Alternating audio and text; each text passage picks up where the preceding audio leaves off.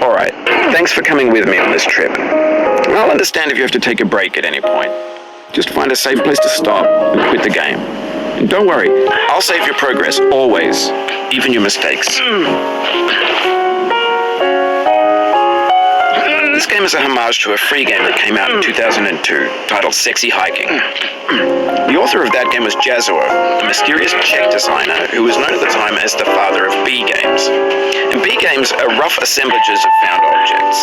Designers slap them together very quickly and freely, and they're often too rough and unfriendly to gain much of a following. They're built more for the joy of building them than as polished products. In a certain way, Sexy Hiking is the perfect embodiment of a B game. It's built almost entirely out of found and recycled parts, and it's one of the most unusual and unfriendly games of its time. In it, your task is simply to drag yourself up a mountain with a hammer. And that act of climbing, in the digital world or in real life, has certain essential properties that give the game its flavor. No amount of forward progress is guaranteed. Some cliffs are too sheer or too slippery, and the player is constantly, unremittingly in danger of falling and losing everything.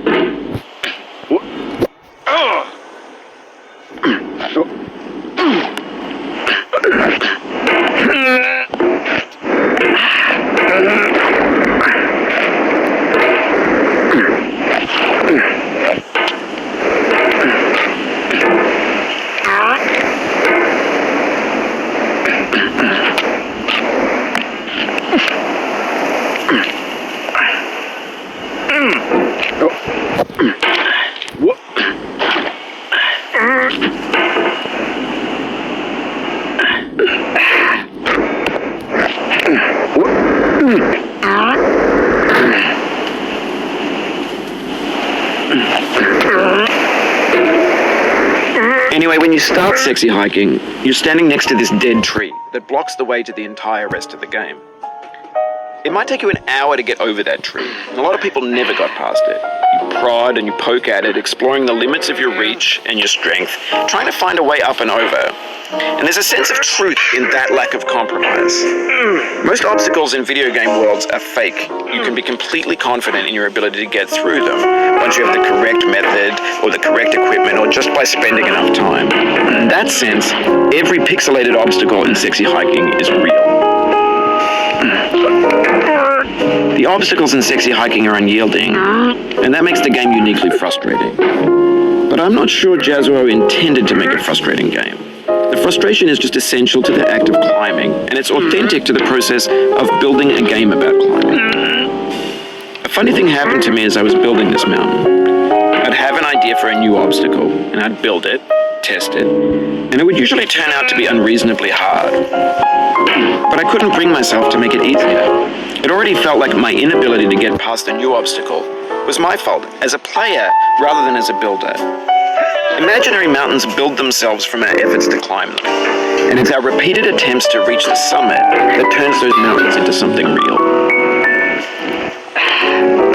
When you're building a video game world, you're building with ideas, and that can be like working with quickset cement. You mold your ideas into a certain shape that can be played with, and in the process of playing with them,